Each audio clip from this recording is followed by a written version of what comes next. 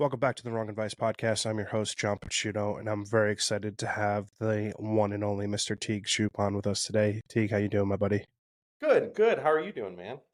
Can't complain. It's Yeah. conference football championship Sunday, so No kidding. We got a time limit, right? We got a we we got a timer set. Yeah. we got a timer set and we're ready to Uh, go. Excited to be here. Excited to have you on. I know this has been yeah, yeah. a long time coming. Can you No give a kidding. quick introduction to the listeners to who you are? Sure, sure. Okay. So, as you stated, Teague Shoup. I am a photographer from Wisconsin in the I call it the New York adjacent area. I live in New Haven, Connecticut, but it's a lot cooler to say New York area. But yeah, so I've been photographing now for a little over 2 years, which I know for most artists isn't a very long time. And I'd say I kind of just came into my own style in the last year or so, last year and a half. So I'm mainly a street photographer, but right now I'm kind of moving into more avenues with some editorial fashion work, some shooting behind the scenes of movies and that kind of thing. So, really just trying to not only explore this art form, but also, explore my own style and what I can apply it to. So Yeah. that's a little bit about myself. First of all, I love that. I didn't realize that we were very similarly at the beginning stages of our journeys because Yeah, yeah. I just started August 2020, so 3.5 Okay. years or so in Right, mine, right. Which is which is funny cool. because like Yeah. that feels like such a long time because of like Oh yeah. growth and those things. But like then you'll hear somebody talk like, "Oh, I've had a camera in my hand since I was 4 years old," and you're like, Yeah. "Wow, It's very funny, Teague. Honestly, going back, my parents sold their house a couple years ago. I did always have a camera in my hand. I used to make my really? parents get me disposables all the time, and I didn't know Okay, that until they sold their house, and I found like all these photos that I took on like no disposables, way." which Yeah, is yeah. pretty cool. Which Well, is yeah, pretty and it's so.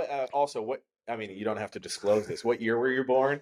1985. I'm a beautiful 1985. 38-year-old man. Okay. So yeah, like do you remember like we had so I'm from Wisconsin. I mentioned that, but like small town, one grocery store in the whole like county kind of thing. And I remember specifically like the disposable bin that you Hmm. put it in and they'd send it off and whatnot. I remember that so vividly. And I remember doing the same thing. I wonder how many people got started with disposables. You know what I mean? Everybody. I mean, Well, everybody. yeah. Like I distinctly remember my parents had a Polaroid camera, which I now Okay. have. It doesn't really work anymore. Oh, But but like the still you have giant it? one, yeah, I still have it. Yeah, Oh, that's cool. yeah. That's cool. I remember the sound as a kid because like we found some old Polaroids when we were cleaning out the house and a Yeah. lot of the old photos that we took, which is cool. Which we'll talk about digital and film soon for sure. Sure, sure. Yeah, we'll Um, get into it. but I remember the noise as a kid. I remember dropping them off like RIP to Broadway Photo and Video in Caldwell, New Jersey. Okay. Oh man, like I just remember we would go there like, you'd go on a Friday night, you'd rent a movie, right? You would Yep, go yep, yep. pick 2 3 movies for the weekend, Hmm. and I guess we were buying a lot of disposables. Um Right, I don't remember my parents having like any like point and shoot cameras, but my dad did have right. like I have it now. I don't know if it's an F2 or a Nikon F3 or whatever. It's an old Okay. camera, like from the Yeah. 60s or something. So yeah, Sure, sure. it was always part of my life, and it just took me Right. 35 years to to get there. To realize that you like actually liked it. Yeah. Yeah. Which is like if I could okay, so funny enough, I kind of same thing. We had like, point and shoot digital cameras when I was, younger. Because I'm a little bit younger. I was born in 94. But so like I got to see kind of the transition into like the little Kodak point and shoots that Hmm. sucked. But I would use those all the time. We'd go on, we went on two family vacations during that like recession in '08 Hmm. because we got like money back or whatever. And I remember like taking that thing and just like taking pictures of the most random stuff. But just because it was so cool that I got to like take a picture of something and it was mine. But then I never touched it again. Funny enough, until like the 2016 Fairy Light, Brandon Wolfel, kind of Oh. that era. I bought like a Canon Rebel off of Amazon and like did it for a little bit. But then that like the idea of aperture and shutter and all that stuff was so daunting that Hmm. I wasn't good at it right away, so I just dropped it. And then finally, like 10 years after that, kind of got back into it. It's so It funny how like you wind back up in the place that you're supposed to be. 100%. I think that's partially the beauty of life, and also like the Yeah. slightly annoying parts. Like, could you have like Yeah. maybe made me realize this like 20 years earlier? But Right. it Right. is it is what it is.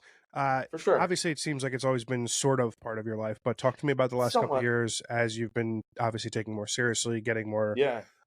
opportunities, and sort of like what the career path has led you to Yeah. over the last 2.5 years.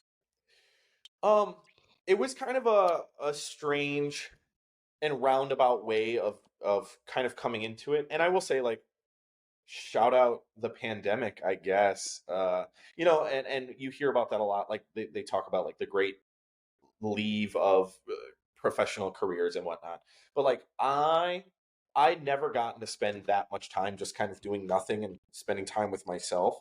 And I for the past in 2020 for the past 3 or 4 years I'd been bodybuilding.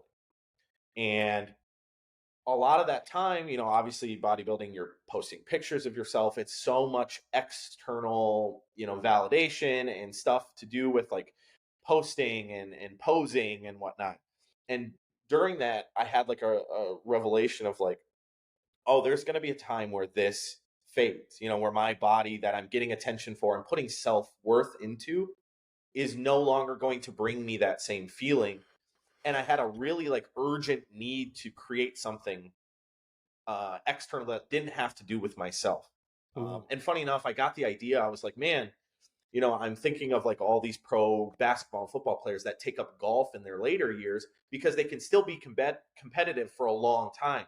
And Mhm. so instead of, me thinking like, all right, I'm going to quit bodybuilding and golf, I was like, I saw a couple videos of like film aesthetic TikToks. Mhm. And I was like, whoa, that's kind of something that I like just taking more aesthetic pictures. I'd always been kind of artistically minded. Um, but it was like a High School Musical thing. I had to kind of pick like being an athlete or being an artist. Yeah. And I picked being an athlete. So then finding like this artistry later on, I bought a camera off of eBay, a $50 film camera. Nice. It was it was a Canon TL, and Okay. if you look it up, you can't even find it. I have no idea why I picked that one. And I went Because there's through 50 when I bucks.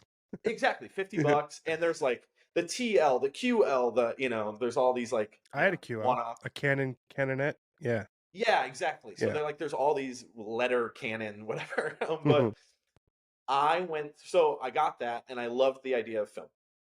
So I was taking it with me everywhere. I was taking pictures.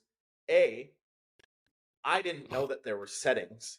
So I just was like, psh, psh, just taking pictures of everything. B, the first roll I sent off was to Walgreens. Of Mhm. course, it came back blank. And I Yeah. was like, damn, this sucks. But then I went through 15 rolls before I got the first one to ever work. Oh I shit. like I asked so many of my friends because then I was determined to make it work because it didn't work right away. I think had it worked right away, I don't know what my Yeah. relationship would have been like. So I kept like delaying the gratification, right?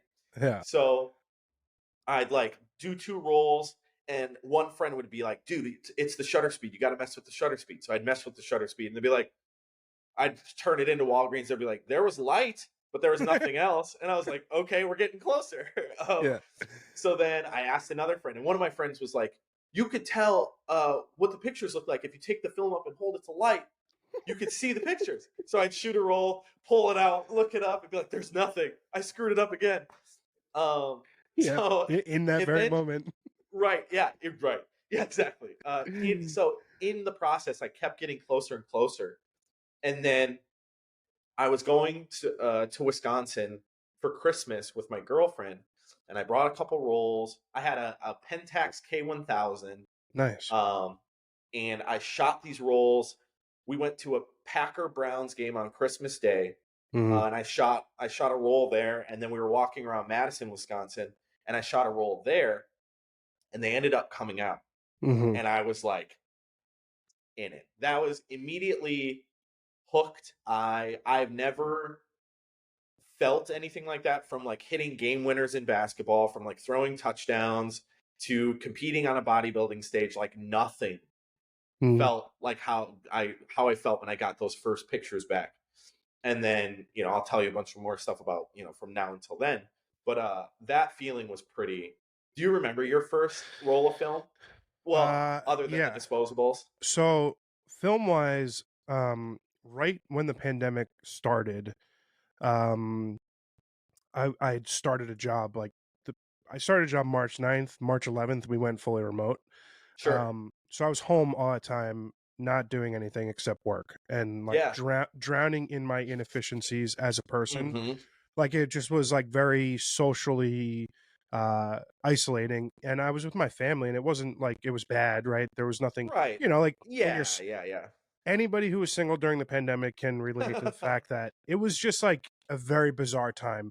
We were doing fucking FaceTime dates, and like Yeah. Exactly. Right. there was no creative outlook. There was nothing. Like I was playing video Nope. games, I was watching movies, I was getting drunk like every night. Uh So huh. Uh when huh. August came and I got let go from my job, I What got a were and very pause? What were you doing for I work? was working for a real estate development company. Okay. Okay. So it was like the quick flash in the pan, 6 months out, like, just like Yeah. bad life timing, whatever. And I was Sure. like devastated, lost. My life is over. So I got a great severance package. I bought like a M6, and I That was your literally first camera? no, it wasn't my first camera. Well, but My very first camera that I bought was like I was my 23rd or 24th birthday. My buddy owns a camera store. I bought like the oh, Canon something something. sure. Uh, I don't know which one it was, but I bought Yeah. it and it promptly went in my closet and I never touched it again. Yeah. Yeah. So I had over time, like from 25 to whatever 35, when I went through this, I would I would always buy shit, but I was Sure. never used, right? Yeah. So at some point in like the first X100F, like I bought that. I had it Yeah. for like 6 weeks and then sold it. Like I never felt a real connection to it. I was like, oh, I like watching these YouTube videos, and then I'll buy a camera and then I'll pretend I'm a photographer for 5 minutes and then like get rid of everything. Right. So I did that repeatedly, like a lot. Mm-hmm. Mm-hmm. And then it wasn't until the pandemic when I was like, I'm gonna like just really strip back and try to figure out what I want to do with my life. And I was like, I went on a cross country trip, just me, my Jeep, and I had a I bought a Hasselblad 500 CM and a Leica M6, and Okay. I was like, I'm gonna just go on this trip with no plan and no destination, and I'm gonna just shoot and take photos and see Yeah. if like this is the thing that I am meant to do, and it was. Yeah. And there are a lot of photos from that trip that I love, and a lot of them that I think, with the benefit of hindsight, were like telling a story of like how I was feeling, right? And Yeah. Yeah. isolated. So I was shooting a lot of individual subjects. Like I was in Chicago and I was shooting people alone, right? Because I was Mm-hmm. feeling Mm-hmm. alone. Right. And like throughout the course of the trip, I realized what I was doing with taking the photos was really expressing how I was feeling, which was Yeah. a cool understanding when that struck me. And Well, that was exactly. Yeah. and that was sort of what set it off. And then Yeah. ever since then, I've been doing it full time. And I Which is quickly, crazy. yeah, I bought a Canon R5 when I got back from my trip, Yep. uh, and I just started networking like crazy, and Right. here we are 3.5 years later, and I'm doing it, and it's Yeah. everything I could have hoped for and dreamed for, and that's not to say I have like the best anything, right? Sure. Uh, Sure. Yeah. but I've gotten to the point where like I'm doing everything I want to do, and Right. Like fulfillment wise. Exactly. fulfillment wise, right? Yeah. Exactly. Which is like a shift because like you go from 3.5 years ago to where I had a huge high paying job and I was like, this is what life is about, like making all Right. this, and then you reassess.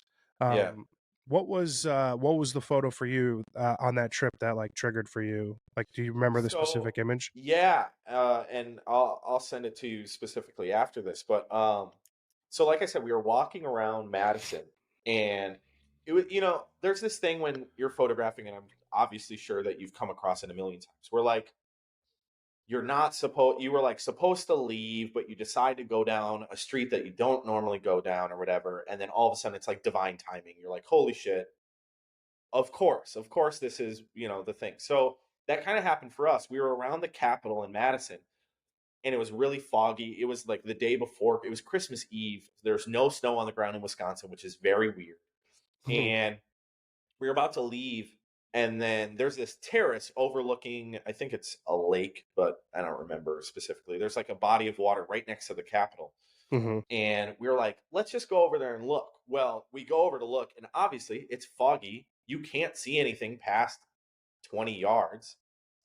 So we're kind of just standing there. And then I look down, and the terrace is overlooking like a street going. And I look down, and there's a fisherman just by himself, casting out into this body of water. And I climbed up on this, and I have a video, and I'll send it to you. I climb up on this like light fixture, totally not safe, overlooking this like the railing. I surpass that. I like lean down, Pentax K1000 50mm lens, and I take it, and like while my style has changed, since then, I still am like, I love this photo. Like that, Mhm. it's a great photo. It was with like Fuji Superia 400. R.I.P. Yeah, exactly, right. But yeah, it was just like immediately I was like, wow. Well, and I think too, like because I did the things like I was, climbing on a light fixture to get the photo. Like Mhm. I felt this call to do all that, and then when I got the response that I wanted, it was like, okay, this is making art. You know what I mean? Like this is what the artistic process is. Was the response that you wanted external validation via social media or from your own? Yeah. uh, Genuine Um, question. Genuine no, question. and what's funny is, and this is as short-winded as I can make this. I have been the kind of person where I get interested in something, I make it my entire personality, and then I lose it in like a year or Yeah. something. Yeah. So many people that know me have seen me go from like I moved out to New York when I was 19 to be an actor and a model, made that my personality, came back, did, played college football, made that my person, and I've done this. So when I posted it, people were like, cool. You know what I mean? Like Yeah. they Here we were go so again. used to me. Yeah, exactly, Yeah. exactly. So I got none of that. I got no external validation, but I was so happy that I created something that, my whole thought process with it when I first started is like, I just want to make shit that looks cool to me, and that's all I care about. Totally And it agree. looked cool to me, and Mhm. that felt like enough for the first time in a really long time. I was like, oh, there was no like, well, it could have been better. Oh, well, it doesn't look like so and so's picture. It was just that moment between me and this environment. And I was with my brother, my girlfriend, his girlfriend. So it was like a really special moment too. And it was just like it checked all the boxes that I needed. And it was such like something again like I'd never experienced before. And I think again, had that instance not happened, had the roles not worked out that way, I don't know if I would be as hooked as I am now. But I yeah. really, I gotta say, so I'm sort of the same. Like, I bought guitars and I was going to be a Yeah. musician. Like, it was all Right. with the comfort of like, I always had a 9 to 5. Like, I would never like Sure. totally the thought idea of like packing up, moving to LA to like be an actor or something. Like, Yeah. fuck no. Like, I would never have Right. done that. Like, I've Yeah. always done these things with the comfort and the like sort of parachute of like, hey, I've got my job. Like, I'll be good. Right. Mhm. And to be honest, I think you need a lot of credit for that because like you took a lot of opportunities in life to like take chances and understand and try to further understand who you are as a person. Yeah. Yeah. I don't think a lot of people do that. I think you'd be surprised the amount of people who like judge you less for, oh, this isn't, he's trying another thing, and are more like, that's pretty fucking cool, like trying to Yeah. figure out your thing. Because I've been Right. there. This podcast is an extension of like me trying to figure Right. out my thing. Like same Yeah. thing with photography and music, Mhm. and like whatever you try, like at the end of the day, I think there's a lot to be said for taking those risks and putting yourself out Yeah. there, which is, I think, is really fucking cool. Yeah, and I mean, like, props to you for kind of doing the exact same thing, but a little more dramatic. You know what I mean? Like, you just dropped it all and said going all in.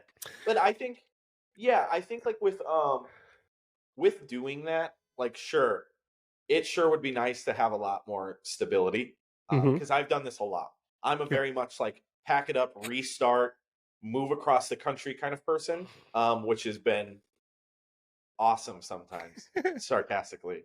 But I think like I'm okay with it because I have so many experiences now.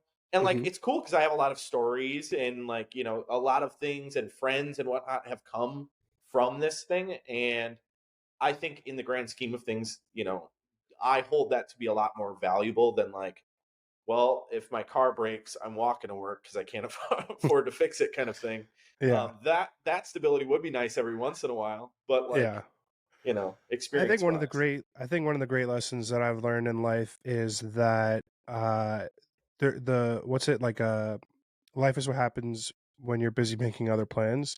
And like yeah, you can like lay out a roadmap for everything that you ever wanted in life. And there are people by all means that like write A to Z and are living yeah, that path. I right, was never really that person. Like hmm, I wanted to be a professional football player. I wanted to be an yeah, agent. I wanted to be a lawyer. I wanted to do all these things. I had no like real rudder. Like I wasn't sure right, where I was going. And hmm, that's probably closer to the norm than not. But right, I think like without the benefit of life experience, you can't figure out who you are to then understand what you want to be doing. Like right, to me, right. like 18 to 22, like when everyone goes to college, you shouldn't be going to college. You should be No, traveling the not at world. all. No, you, yeah, you should be learning about who you are as a human right, being because right, at fucking 18 I'm supposed to know that I want to be an economics major. Like no, yeah, I just did it because I was like I could probably do well in this, like fucking right, duh.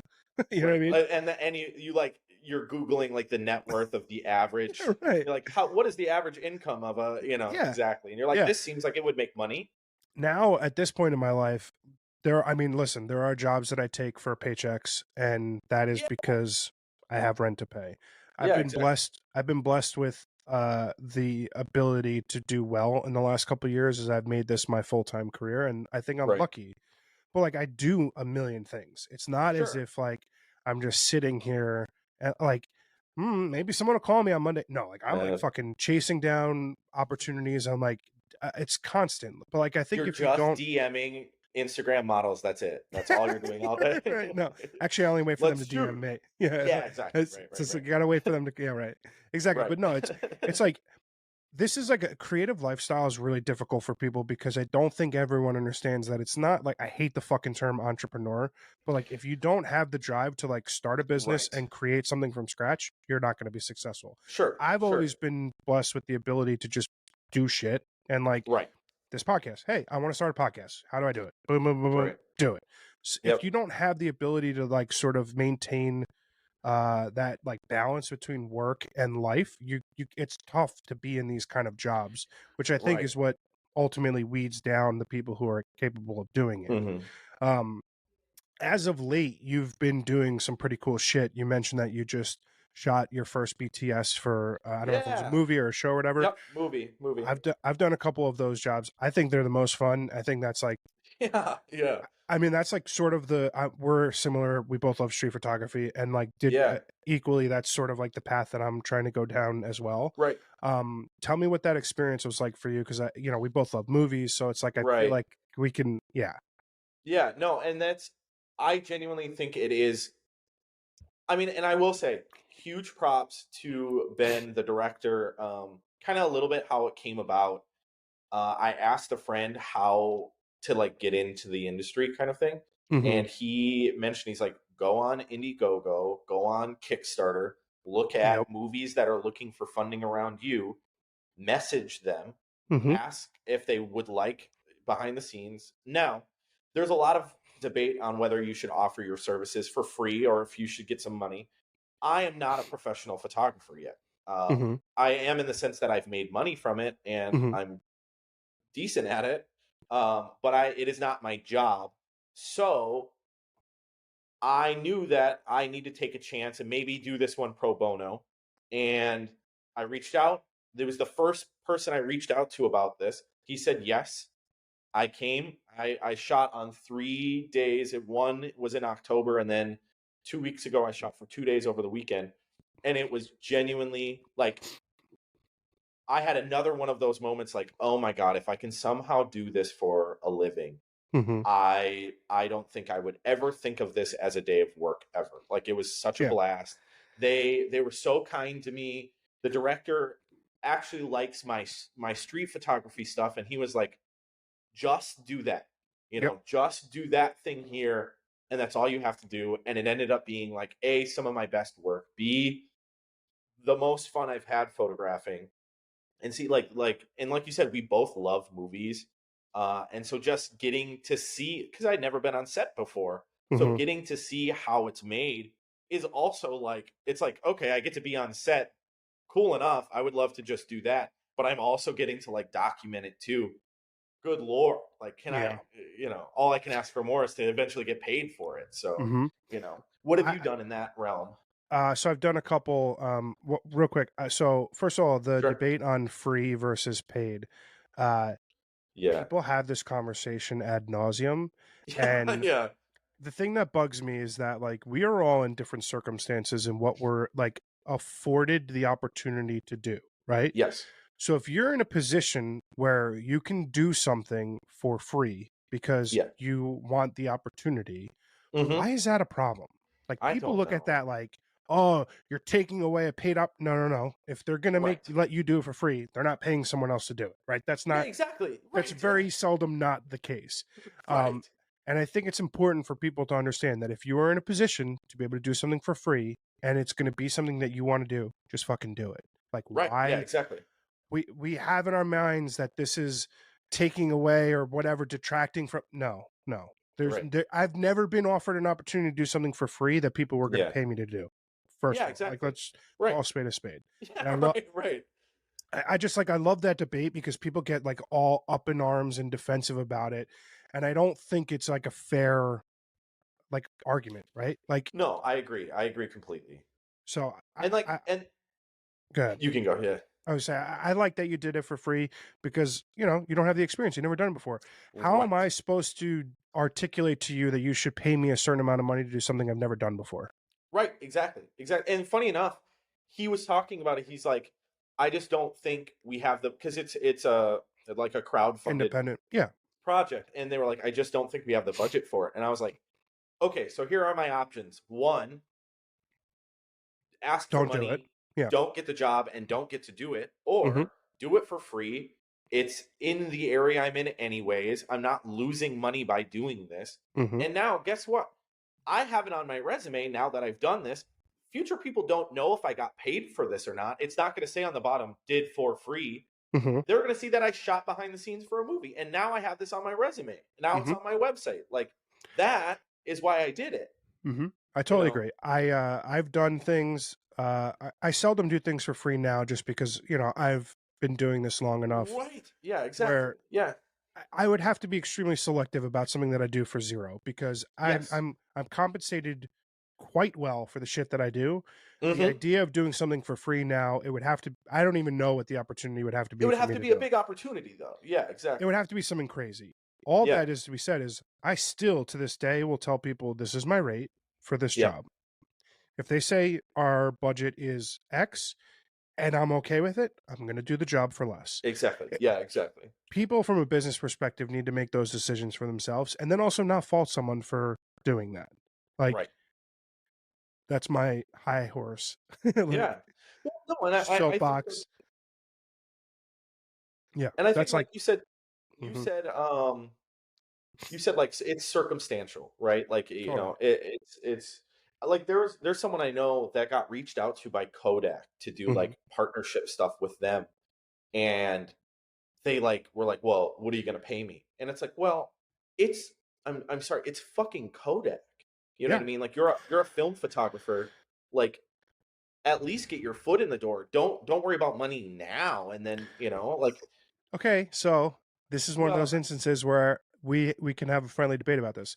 If sure, Kodak's reaching out to me to shoot for them and they want to partner, I get that. Yeah, I get that completely. Kodak has the means to compensate people afforded, Sure, right? I understand that for sure. I'm more so talking about if there's a band I want to shoot, they don't have a Yeah, budget. yeah, If there's like this BTS thing, you're doing an independent right. film, their budget, the entire GoFundMe was probably maybe $1 million, small amount Right. of money. Of course, Yeah, they don't I think have. this was 50,000. Oh shit! Wow. Okay, that's Yeah, even yeah, smaller, dude. right. I did BTS on a show. Hmm. Um, truthfully, it was the worst experience of my entire life. And to be fair, is why I'll never do anything like that for free. It was too much of a Sure. time commitment, too much of like Yeah. a chaotic mess. You just have to be choosy about what you do for things. Yes. Yes. I Um, agree. I agree. it just really depends on circumstances. Right. And Um, like you said, like if someone is reaching out to you for your services and they have somewhat of the means, like Kodak, I do understand that, like the means to do it. I guess like this was me reaching out to somebody else going, hey, let me do this. And then it'd be mhm. weird for me to turn around and be like, actually, well, here's my, you know what I mean? With no 100%. experience. Yeah. 100%. Yeah, Yeah. it's all individualistic per the opportunity, which I think is Sure. important. Sure. Yeah. And also like how you handle yourself in those situations will go crucially far to like how your reputation is preceded Yeah. and Right. and Right. and what opportunities you're afforded in the future. Yeah. So like always be mindful of these things, like Right. dictionary definition of don't bite your nose to spite your face. Right, Um, right. Exactly. And the cool thing is like, so this was a low budget project, like as low budget as it gets, but they had a director of photography that was doing a favor for his wife, who was the co-director. mhm, And he just was the cinematographer for that new Spielberg show that just came out on Apple TV. So it was like, how the hell would I have gotten in the room with that person had I 100%. not taken this opportunity? So it's like I'm at least all and could I have done this and it been a nightmare? Sure. Yeah, But of then at course. least at least I wasn't investing any of my own money into it. That's life. But luckily it wasn't. I think that goes crucially far to also like discuss how like you handle yourself as a person in the rooms that you're in. Yeah. Um, I think a lot of people get wrapped up in social media and like what's not real, and then like when they're in the Yeah. environment, they think of themselves as like sort of not a human, like they're just like this like faux Yeah. celebrity of themselves. Exactly. Yeah. I want to say maybe 90 to 95% of every opportunity I've had since I became a full-time photographer was other people putting my name out there Yes. versus me doing the work, right? The Right. Yeah, work the 100%. the way that people talk about you in the rooms that you're not in is what's going to be paramount to your success Right. in Right. whatever profession you have. Mhm. And I think a lot of times we get sort of caught up not thinking about that, right? So Right. that to me has been a great lesson, because especially in a field where I have no connections, I don't know any people, I'm all doing this for the first time. Like Sure. how you treat people and how you operate in the situations that you are afforded the opportunities to be in Right. will go extremely far. Like you said, you met a DP who worked on a Spielberg show. Yeah, yeah. Right. In his mind, if you're a good person, you're funny, you have a good time, like you're doing professional work there, he's going to Right. think like, hey, we need someone to shoot BTS for this show. What was that guy's name again? Boom. Yeah, exactly. Right. No, and yeah, and like I think that's, people are going to remember your work, right? But now we Hmm. are kind of in an age where we know so much about people, both Hmm. because we have more access to people, because we post more about ourselves, all those things. You can't escape reputation anymore. Yeah. How many people have we worked with where, they may be a talented person, but they suck. You know what I Yeah. mean? They they Yeah. they just suck. And it's Yeah. like those and unfortunately a lot of the times it does seem like those people do get a lot of work, you know what I mean? It's one of those things. It's like, man, oh, shit, I'm gonna butcher this. Whatever. The You could be an absolute shitbag. Like, Yeah. there's plenty of like million, 2 million follower Instagram photographers who Yeah. are pieces of shit, but Mhm. they're like still shooting a cover of Vogue. Like, whatever. Cool. Yep, Good for yep. them. Sure. Yeah.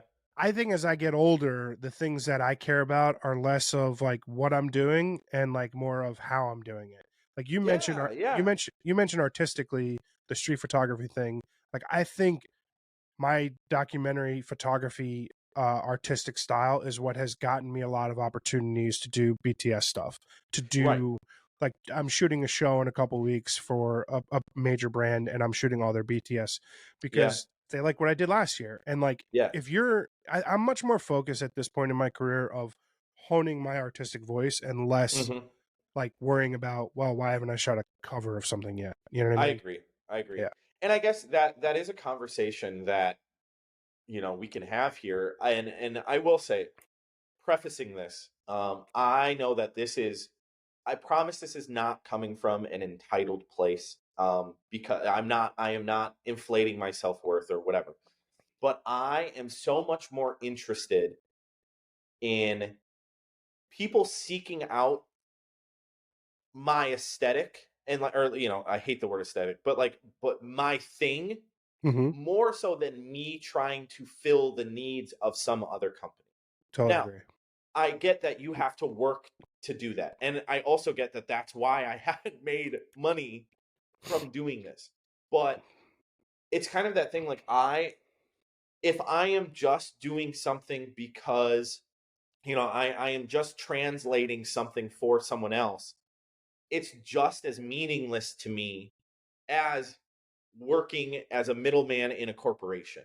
And Hmm. it's sure it's still artistic. And I get that a lot of people would love to just do that. Like, hey, at least it's what I love to do. Who cares if it's not exactly how I would edit it or how I would compose it, whatever. I just I just really want to build myself up kind of from the ground up, so that people are seeking out my What? look, Yeah.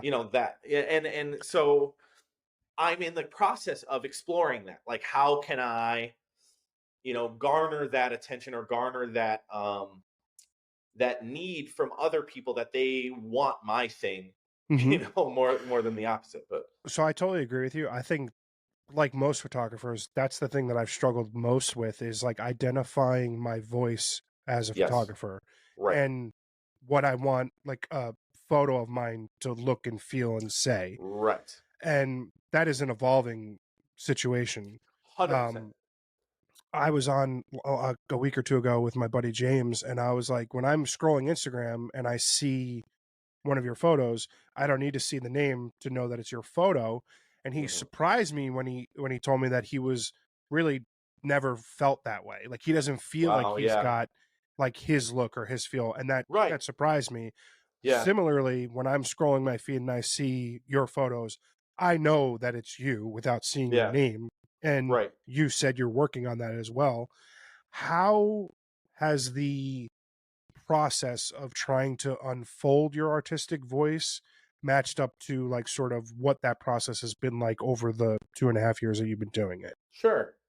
And I will say, I also, when I'm scrolling, recognize your stuff right away as well. So like, it's cool Well, that thank we you. are getting to a place now that we can say that and have that. I think that's every photographer's like goal is to have Yeah. their work be recognizably theirs. Hmm. Now with me, because I think too, because I'm so early into it, that I think something that artists should do, and I think what a lot of artists do, is that at the beginning they emulate the people that they find, artistically cool. When Hmm. if you watch even in movies, you'll see directors where you're like, oh, those early movies are very reminiscent of this, and then they say that this was their favorite movie, so it makes sense. Hmm. If you look at my early stuff, I was so entranced by like Saul Leiter and these, abstract long lens people, and a lot of all of my work was that for my first year, I never went wider than 90 millimeters. Like I Oh that shit. never like I thought 50 millimeter. I was like, not interested. Don't I would sit there and look at these New York street photographers using 28, being like, yuck. You know what I mean? Wow. And then so all of my stuff looked like Saul Leiter esque, whatever, like a bastardized version of it. Yeah. Um, but then as I consumed more and more art, my limits and what I thought possible and what I find technically achievable and attractive has changed as well. So, I went from Saul Leiter, Ernst Haas, those kind of people to like Alex Webb, where he's using a 35, and there's so many, it's still a compressed image, but now there's multiple elements and those things.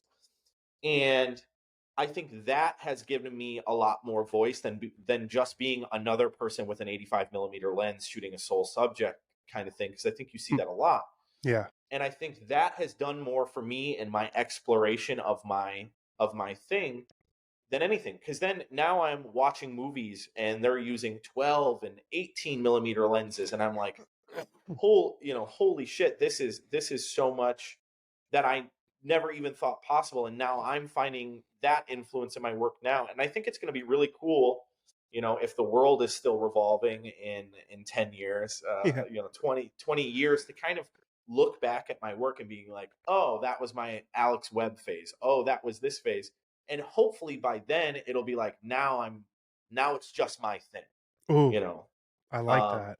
yeah, I and li- it's now it's just recognizably my aesthetic, and people are going, oh, and not saying I want influence, so to say, but like, I would love for people to be like, oh yeah, that's Teague's thing, like yeah. that's what he does, and people are taking influence from that. I think that's kind of the end goal with it. I love that. I love all of that. Um, I really, really, really, really relate to that. Yeah, Um, it's a work in progress. It really sure. is. Like Yeah, to me, I don't even shoot. I don't like. This is crazy. I don't even shoot 35 millimeter film street photography anymore. Like, yeah. shout out to Lynette, my dear friend who I love dearly. She's the best. But I had her on my podcast. We met through Stefan Vanasco, who's a real one and the best. Hmm. And she shoots street photography on her Hasselblad, and I was like, Yeah. wait, like when we first spoke a couple years ago, I was like, I have a Hasselblad. I was like, you shoot street Hmm. photography with that thing? And after having done it the first time, it changed my experience with street Yeah, photography yeah, permanently. exactly. And that's like my thing now. Like I just Right. love the opportunity to take that fucking monster clunky Yeah. mirror out Here. and walk, yeah, yeah, right, and walk New York City and shoot with it. And like to Right. me, it's not something that I started doing, and it's not something that I've spent a lot of time doing, but it's the thing that I do that I love to do, right? Yeah, it's And an evolution of your work. right. And similarly, Yeah, like when I'm in studio with models, like your girlfriend can attest to this, yeah, I've gotten to the point where the shooting of Polaroids has become something that I care more about the Polaroids looking good than I do about like the work, yeah, right? yeah, a hundred Which is percent, like absolutely. maybe a little dumb, maybe not. But for me, No, like not at in terms all. of like what I want to create, like I get excited when the Polaroids come out and they look fucking good Right. versus like, oh cool, like this digital photo that I took that it's going to go in your book looks good, right? To me Yeah, yeah, yeah. it's very funny how, but like again to what you said, that like that's like the expansion of who I am as a photographer Mm-hmm. and what I'm trying Mm-hmm. to do artistically, and finding those roads and avenues that like work for you take time. Yeah, and I think too, finding those things, finding so professionally, I'm a personal trainer. That's my job. Hmm. And there's something I talk a lot about. I talk about software updates a lot in terms of like, okay, when you first get started, you just have to focus on doing, like when I first started photography, I wanted to just have a fucking roll turn out. You know what I mean? Who cares about what the photo is? I just want it to work. And so, like with fitness, it's like just getting in here, doing some of the workouts. That's the first step. Then there's form and all these things. And then there's programming. And then there's, progressive overload and all these things. And each time you just, you get good at the thing and then you software update. Now you expand. And I kind Hmm. of think of that with my work as well as like, had I seen my work now 2 years ago, I'd be like, what the fuck? Like holy shit, I would have never imagined taking something like that or probably finding it all that good because my Hmm. taste was so different back then. But what's cool is I can still shoot that stuff. Those tools are still here. I am just now using those tools, building off of them, and then creating something with all of them and maybe something more cohesive and something bigger. And I think, even with like your Polaroids, you know what I mean? Like that's almost, you've gotten to a point now where you're simplifying your thing and breaking it down to its simplest form. And then that's probably why it's so cool to you, is because there's no huge technological feat of engineering and Photoshop and whatnot. Like that's the photo. And Hmm. so when it does come out, you're like, hell yeah, like that is its purest form, and not in the sense of like film is its pure, whatever, Yeah, not right. that No, no, yeah, conversation. yeah. But like Of the that's experience. probably, yeah, and that's it may feel or seem to people like a step back to use a Polaroid instead of a Leica or a Hasselblad or a digital camera. But like you see that with art. I mean, look at Picasso's work. You know what I mean? Like his got so much more crazy and abstract until it went back to like the simplest stuff. And I think that's growth. I think that's cool. That's the cool thing about art. But you can still shoot the stuff that you were shooting a year ago. Hmm. You know? What you've just described is what, in my estimation, it takes and is required of becoming a mature adult and Yeah. growing as a human being, because a lot of shit gets lost in the shuffle.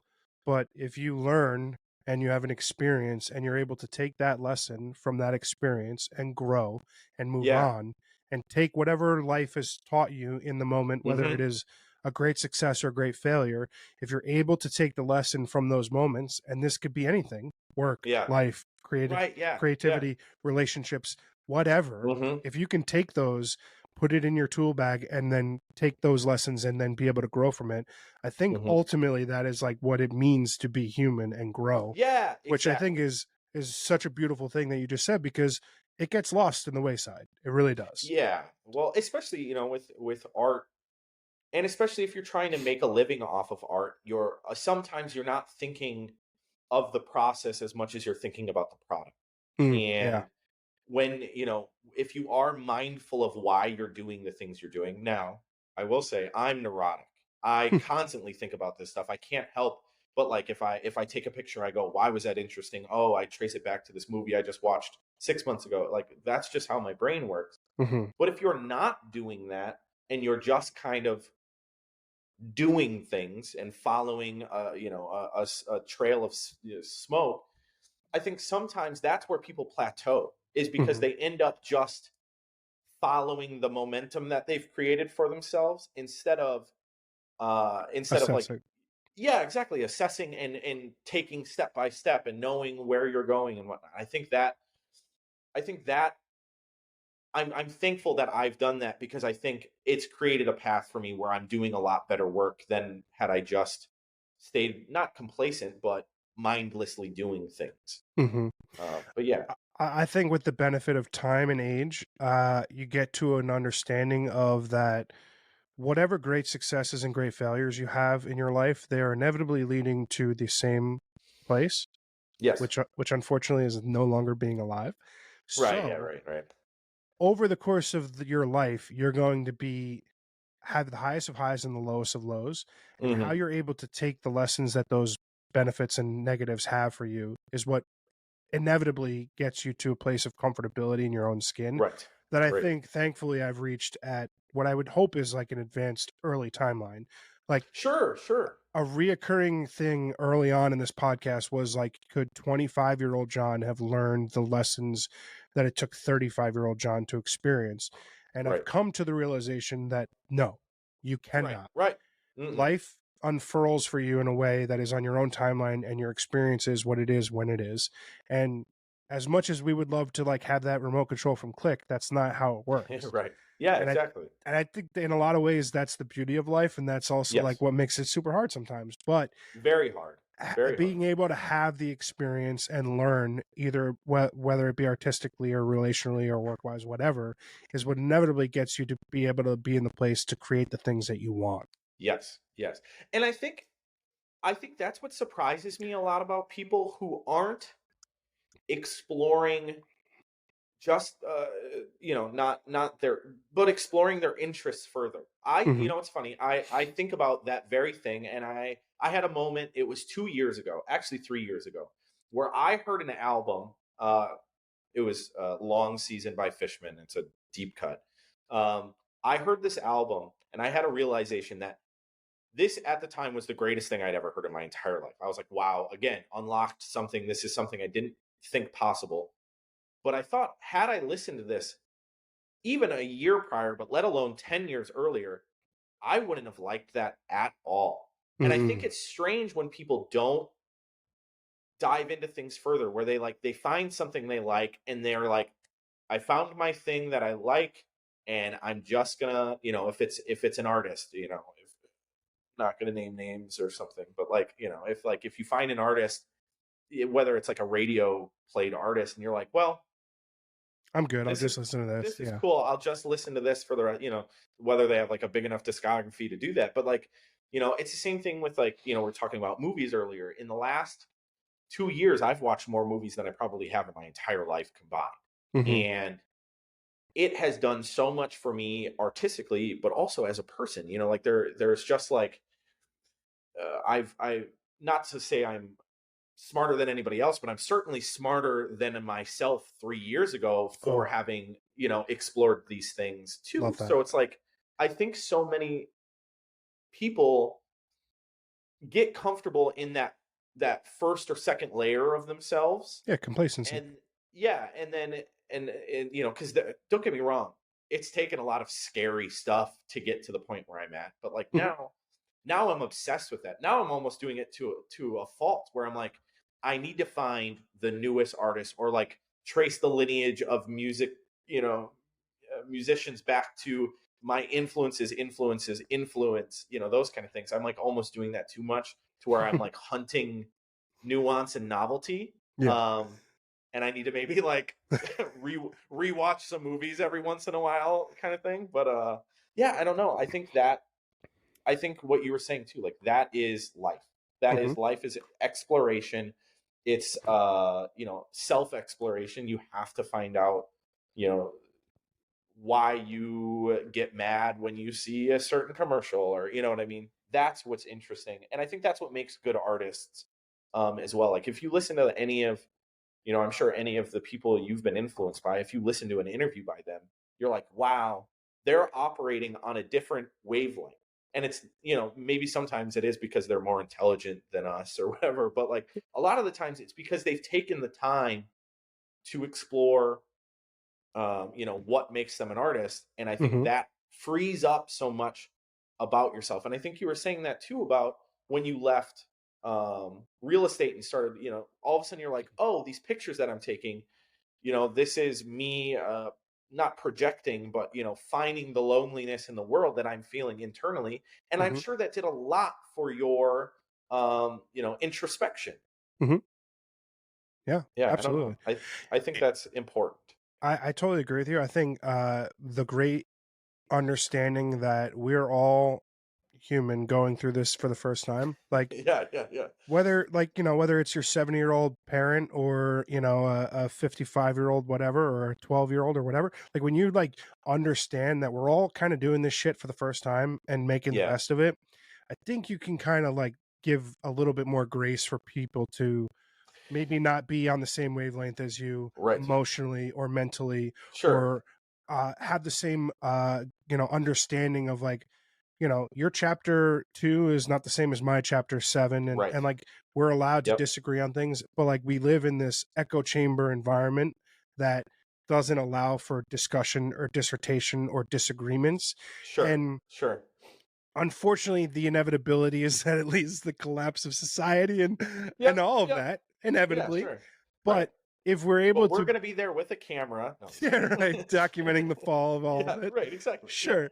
But like to some degree, if you're able to like start realizing that everyone sort of goes through the same bullshit, and we all just want to be loved and understood and appreciated, like I think things could be just like 10% better. Like I'm not Right. asking for 100% better. That's a pipe No, dream, no.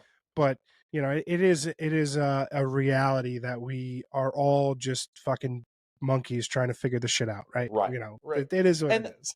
exactly. And if anything, we're a testament to like how simple a change can be. You know what I Hmm. mean? Like we would have been vastly different people had we not taken the leaps that we've taken. Yeah. And to know that one person is one life decision away from maybe being something completely different, that's also a line of empathy that you can follow. It's just like, these people all are capable of great change and great, influence. While I've reached a point of where when bad shit happens to me, I still obviously get upset. Sure. I've also started coming at it from a thankful place, which has allowed me to take that negative experience and learn from it quicker. So Sure. Sure. whatever happens, whether I'm like stewing on it for a week, a month, a year, whatever it might be, I will inevitably get to the place of, okay, I'm good with it. it's Right. getting, the amount of time that it takes to get there has dramatically shrunk, because like I think that just happens with age. Yeah. But ultimately you reach a point where like the negatives ultimately lead to better growth and better opportunities, and just like you being able to be a more complete person later on. Right. um Yeah, I agree. which is a beautiful thing. Dude, I'm incredibly appreciative that you hopped on with me today and had this Of talk. I course. mean, we could go for fucking hours for I sure. was gonna say uh, we didn't even get into film versus digital. we didn't even We get didn't there even yet. get into it. Episode 2, we will extol the benefits of digital versus film, or vice versa. But yeah, man, I'm immensely appreciative for your time today, and super thankful that Yeah. you came on the pod, and can't wait to do it again. And Yeah, of go course. Anytime, let me know. go Lions, and Yeah, go Lions and Ravens and Ravens. yeah, yeah, maybe, yeah, Ravens, yeah, fuck the Chiefs, yeah, yeah. Yeah, fuck the Chiefs. Fuck But Patrick have a great Mahomes. rest of your day, man. Really appreciate you You as coming on. well. Thank you very much. I appreciate it. I'm honored. I'm honored, truly.